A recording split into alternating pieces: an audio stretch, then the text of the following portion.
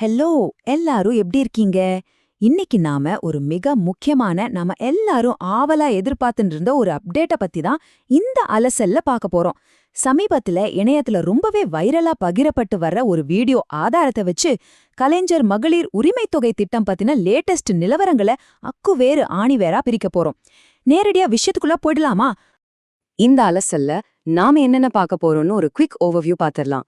மே மாசத்துக்கான 1000 ரூபாய் ஸ்டேட்டஸ் என்ன, இத சுத்தி நடக்கிற அரசியல் வதந்திகள் என்ன, புதிதா சொல்லப்படுற அந்த 2500 ரூபாய் பிளான் என்ன, யார் யாருக்கெல்லாம் இது கிடைக்கும், என்னென்ன டாக்குமெண்ட்ஸ் வேணும், கடைசியா மோசடிகள்ல இருந்து எப்படி தப்பிக்கிறது, இதெல்லாம் தான் நம்மளோட இன்றைய அஜெண்டா. முதல்ல இன்னைக்கு காலையில எழுந்த உடனே எல்லாரையும் அவங்கவங்க மொபைல் போனை செக் பண்ண வச்ச அந்த சூடான அப்டேட்டை பார்ப்போம். கடந்த சில நாளா இந்த திட்டம் நின்னுடுமா, பணம் வருமா வராதா அப்படின்னு ஏகப்பட்ட வதந்திகள் வந்துட்டு இருந்துச்சு இல்லையா? ஆனா அதற்கெல்லாம் முற்றுப்புள்ளி வைக்கிற விதமா மே 15ஆம் தேதி வழக்கம் போல அந்த 1000 ரூபாய் பயனாளிகளோட பேங்க் அக்கவுண்ட்ல எந்த பிரச்சனையும் இல்லாம நேரடியாக கிரெடிட் ஆகியிருக்குன்னு இந்த ஆதாரம் ரொம்ப தெளிவா உறுதிப்படுத்துது. இந்த ஒரு திட்டத்தோட பிரம்மாண்டத்தை நீங்க கொஞ்சம் யோசிச்சு பாருங்களேன். கிட்டத்தட்ட 1.31 கோடி பெண்களுக்கு இந்த டிபிடி, அதாவது டைரக்ட் பெனிஃபிட் டிரான்ஸ்ஃபர் மூலமா குறுஞ்செய்தி போயிருக்கு. எவ்ளோ பெரிய நம்பர் பாருங்க இது. இப்போ நீங்க யோசிக்கலாம், எனக்கு இன்னும் பேங்க்ல இருந்து மெசேஜ் வரலையே, நான் என்ன பண்றது அப்படின்னு. டென்ஷன் வேண்டாம். அந்த ஆதாரம் சொல்றபடி இந்த 3 சிம்பிள் ஸ்டெப்ஸ ஃபாலோ பண்ணுங்க. முதல்ல உங்க போன்ல டிபிடி gov.tn ஏதாச்சும் SMS வந்திருக்கான்னு பாருங்க. வரலையா, உங்க பேங்க் அக்கவுண்ட் பேலன்ஸ் அல்லது ஸ்டேட்மெண்ட்டை செக் பண்ணுங்க. ரொம்ப முக்கியமா, உங்களுடைய எந்த பேங்க் அக்கவுண்ட் ஆதாரோட பிரைமரியா லிங்க் ஆயிருக்கு அப்படிங்கறத கண்டிப்பா வெரிஃபை பண்ணிக்கோங்க. ஓகே, இப்ப எல்லார் மனசுலயும் ஓடிட்டு இருக்கிற அந்த ஒரு விஷயத்தை பத்தி பேசுவோம். அரசியல் வதந்திகளும் அது பத்தின கருத்துக்களும். அந்த வீடியோ சோர்ஸ்ல குறிப்பிட்டுள்ளபடி பாத்தீங்கன்னா, ஒருவேளை முதலமைச்சர் மு.க. ஸ்டாலின் தலைமையிலான திமுக அரசிடமிருந்து விஜய் தலைமையிலான தவைவேக அரசுக்கு ஒரு அரசியல் மாற்றம் வந்தா இந்த மகளிர் உரிமைத் தொகை திட்டத்தையே மொத்தமா கைவிட்டுடுவாங்களோ அப்படிங்கிற ஒரு மிகப்பெரிய பயம் மக்கள் மத்தியில இருக்கிறதா சொல்லப்பட்டிருக்கு. இங்கதான் நாம ஒரு இன்ட்ரெஸ்டிங்கான ஒப்பீட்டை பார்க்க போறோம். முந்தைய திமுக அரசு இந்த தொகைய 2000 ரூபாயா உயர்த்துவோம்னு வாக்குறுதி கொடுத்திருந்தாங்க. அதே மாதிரி அதிமுக தரப்புலயும் இது 2000 ரூபாயா உயர்த்தப்படும்னு சொல்லப்பட்டுச்சு. ஆனா தாவேகா தரப்புல இந்த மாதாந்திர உதவி தொகைய 2500 ரூபாயா உயர்த்தி கொடுப்போம் அப்படின்னு வாக்குறுதி அளிக்கப்பட்டுள்ளதா அந்த ஆதாரம் சுட்டிக்காட்டுது. சரி, ஒருவேளை இந்த 2500 ரூபாய் பிளான் உண்மையிலே வந்தா அதோட ரோட் மேப் எப்படி இருக்கும், அதை பத்தி கொஞ்சம் டீட்டெயிலா பாப்போம். தற்போதைய திட்டத்துல தகுதியான எல்லா பெண்களுக்குமே பாரபட்சம் இல்லாம 1000 ரூபாய் கிடைக்குது. ஆனா அந்த சோர்ஸ்ல சொல்ற புதிய நிர்வாகத்தோட பிளான்ல ஒரு பெரிய மாற்றம் இருக்கு. அதாவது 60 வயசுக்கு உட்பட்ட பெண்களுக்கு 2500 ரூபாயும் 60 வயசுக்கு மேற்பட்டவங்களுக்கு அதைவிட அதிகமான தொகையும் கொடுக்கற மாதிரி வயசை அடிப்படையா வச்ச ஒரு புதிய சிஸ்டத்துக்கு மாறத பத்தி இது பேசுது.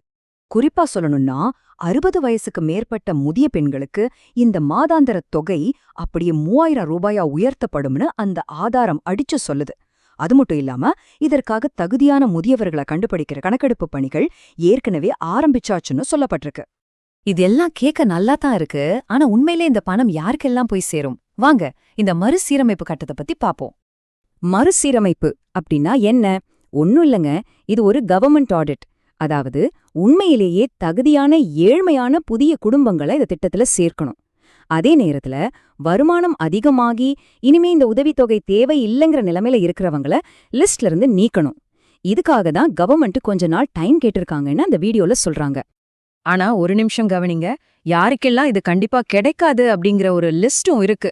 வருமான வரி கட்டுறவங்க, மாநில மற்றும் மத்திய அரசு ஊழியர்கள், அதிக வருமானம் வாங்குற குடும்பங்கள், அப்புறம் சொந்தமா கார் வச்சிருக்கிறவங்க, இவங்க யாருக்கும் இந்த திட்டம் பொருந்தாது அப்படிங்கறத அந்த ஆதாரம் நமக்கு தெளிவா நினைவூட்டுது.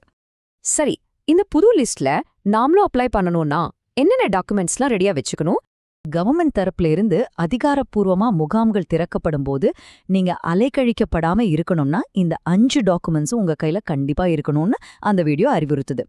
ஆதார் கார்டு, உங்களோட smart ration card, bank passbook, ஆதாரோட இணைக்கப்பட்ட ஆக்டிவா இருக்கிற மொபைல் நம்பர், அப்புறம் உங்களோட கரண்ட் பில் ரசீது. இதெல்லாம் ரொம்ப மஸ்ட்டுங்க.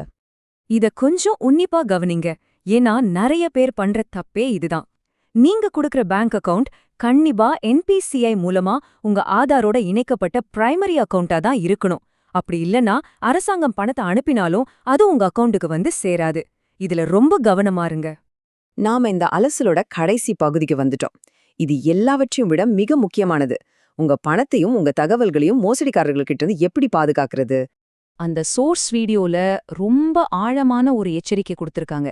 யாராவது உங்களுக்கு ஃபோன் பண்ணியோ இல்ல நேரடியா வீட்டுக்கே வந்தோ உங்களுக்கு 1000 ரூபாய் நாங்க வாங்கி தரோம், உங்க ஃபோனுக்கு வந்த ஓடிபிய சொல்லுங்க அப்படின்னு கேட்டா தயவு செய்து சொல்லிடாதீங்க. எந்த காரணத்தை கொண்டும் உங்க ஓடிபி அல்லது ஏடிஎம் பின் நம்பரை யாருக்கிட்டயும் ஷேர் பண்ணவே பண்ணாதீங்க. அப்ப நம்ம எங்க தான் நம்ம டாக்குமெண்ட்ஸை கொடுக்கணும்? உங்க பகுதியில இருக்கிற கிராம நிர்வாக அலுவலர், அதாவது விஏஓ மூலமா கவர்மெண்ட் நடத்தும் அதிகாரப்பூர்வமான முகாங்கள்ல மட்டுமே உங்களோட ஆவணங்களை சமர்ப்பிக்கணும்னு அந்த வீடியோ திட்டவட்டமா எச்சரிக்குது. பாதுகாப்பா இருங்க. இது எல்லாமே நம்ம முன்னாடி ஒரு ரொம்ப சுவாரஸ்யமான கேள்வியை எழுப்புது. தமிழ்நாட்டோட பொருளாதாரத்தையே புரட்டி போடுற இது மாதிரி பிரம்மாண்டமான நிதித்திட்டங்கள் ஒவ்வொரு அரசியல் மாற்றத்தின் போதும் புதுசு புதுசா பரிணாம வளர்ச்சி அடையும் போது நாம எதிர்காலத்துல எல்லாருக்கும் ஒரு அடிப்படை வருமானம் கிடைக்க போற ஒரு சிஸ்டத்தை நோக்கி நகர்றோமா? இல்ல இதெல்லாம் வெறும் அரசியல் கட்சிகளோட கவர்ச்சிகரமான வாக்குறுதிகள் தானா? இத நீங்க என்ன நினைக்கிறீங்கன்னு கொஞ்சம் சிந்திட்டு பாருங்க. இன்னொரு சுவாரஸ்யமான தகவல் அலசல நம்ம சீக்கிரமே சந்திக்கலாம். நன்றி.